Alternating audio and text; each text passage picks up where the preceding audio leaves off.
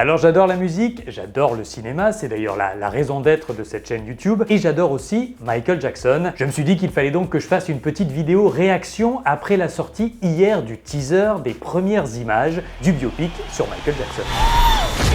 Alors je le dis tout de suite, je suis un très grand fan de Michael Jackson et ce depuis que j'ai 5 ans, donc ça date pas d'hier. J'ai même eu la chance de le rencontrer et d'être sur scène avec lui. Si, je vous assure, c'est pas des cracks, je me la pète un petit peu, mais enfin c'est pas grave. C'était à Paris, au Parc des Princes, le 29 juin 1997, durant sa tournée History Tour. Je vous raconterai à l'occasion pour ceux que ça intéresse. Bref, j'ai vu pas mal de gens, pas mal de fans, et pas seulement hyper excités, hyper hypés, comme on dit, par les premières images de ce biopic sur Michael Jackson.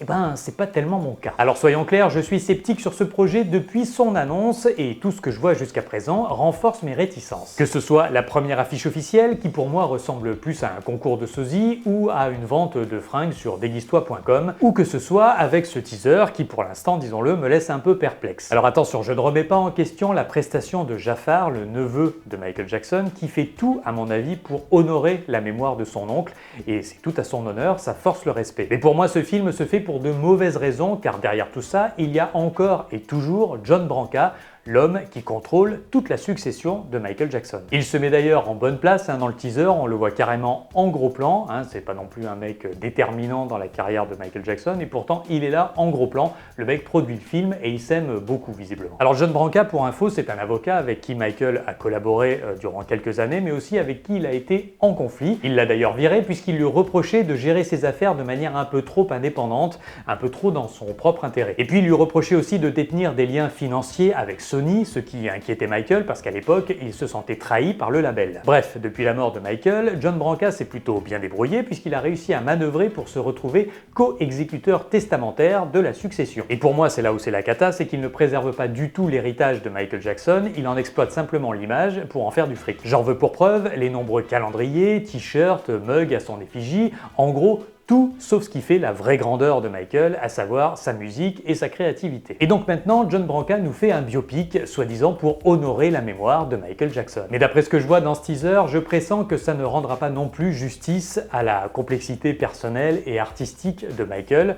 Tout va se concentrer sur le mythe plutôt que sur le génie artistique, sur le strass plutôt que sur la créativité. J'ai d'ailleurs eu le même sentiment en voyant le biopic sur Elvis il y a quelques temps. On y voyait pendant 2 heures Elvis soit en paillettes, soit en train de se prendre la tête sur sa vie compliquée, mais rien ou presque rien sur son génie créatif, sur ce qu'il a apporté à la musique, sur ses influences, etc. Et bien là, je pense que ça sera la même chose avec ce biopic sur Michael. Alors pour moi, et ça n'engage vraiment que moi, ce teaser, ces premières images ne dégagent aucune âme, aucune magie.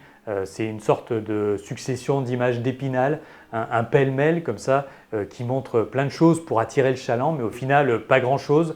Ça veut nous montrer quoi? Que Michael est une icône? Est-ce qu'on a vraiment besoin d'un film, d'un biopic pour le savoir? Je ne pense pas, il suffit de regarder ses clips, d'écouter sa musique, voilà, son leg musical et visuel parle pour lui. Alors ok, ce n'est qu'un teaser, mais avec John Branca aux manettes, pour moi le message est très clair, on vend du mythe pour faire de l'argent, et on ne va pas vraiment parler de musique. C'est d'ailleurs le cas depuis le départ de Michael, je l'ai dit, on a très peu d'inédits, on a très peu d'éditions collector, ou autres produits qui pourraient être intéressants par rapport à sa discographie. Tout l'inverse de ce que font d'ailleurs admirablement les ayants droit de Prince ou de David Bowie. Alors oui, ce film fera sûrement de l'argent, et c'est tant mieux pour ceux qui se sont investis dessus, il n'y a aucun problème. Mais je trouve que c'est un petit peu dommage qu'une fois encore, le talent, le génie créatif de Michael soit sacrifié au profit simplement de merchandising, on va le dire. Et attention, je vais peut-être me tromper, peut-être qu'au final le film sera super, encore une fois on n'est que sur une réaction à chaud sur des premières images, et puis sur tout un processus qui commence à dater maintenant, ça fait 2 ans que le biopic est en place, 2 ans qu'on le repousse, qu'il y a des retakes, enfin bref, 2 ans que ça sent moyennement bon. Mais bon, si le film est formidable, je le reconnaîtrai, évidemment.